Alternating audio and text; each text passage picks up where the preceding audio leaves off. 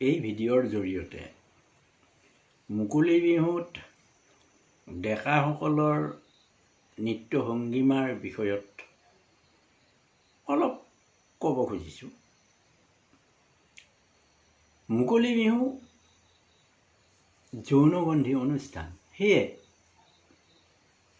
ডেকা গাভৰুসকলে আৰম্ভণিৰ পৰা শেষলৈকে মুকলি বিহুত সৌহাৰ্দ্যপূৰ্ণভাৱে গীত মাত, নাচন বাগন আৰু বাদ্যযন্ত্ৰ পৰিৱেশন কৰাটো প্ৰয়োজন। ডেকাসকলে মুকলি বিহুত প্ৰৱেশ কৰোঁতে হাতৰ ঠাৰিযোৰ মহৰ শিঙৰ দৰে ভাঁজ কৰি সন্মুখৰ পিনে হাত মেলি হাতৰ সৰুগাঁঠিত হাতৰ তলুৱা ভাঙিব লাগে আৰু কঁকাল ভাঙি ভাঙি নৃত্য কৰিব লাগে।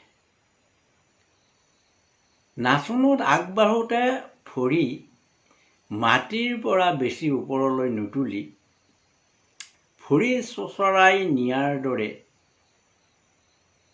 ডোক দি দি গতি কৰিব লাগে।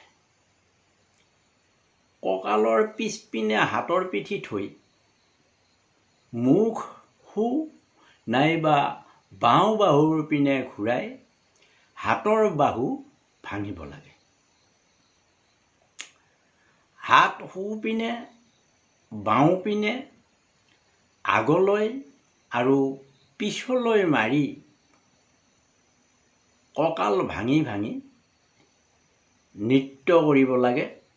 অৱশ্যে এই ক্ষেত্ৰত সংগীসকলৰ কিবা অসুবিধা হয় নেকি তালৈ লক্ষ্য ৰখা উচিত। আঙুলি নখোলাকৈ বিহু মুদ্ৰা দিওঁতে মূৰৰ বেছি ওপৰত হাত দিব নালাগে।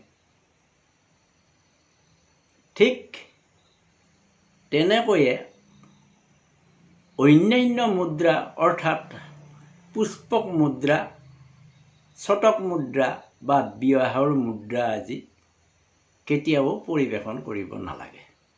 আজিলৈ চমুকৈ ডেকাসকলৰ যি মুকলি বিহুত নৃত্য ভংগীমা এই বিষয়ত কৈ সামৰিছোঁ।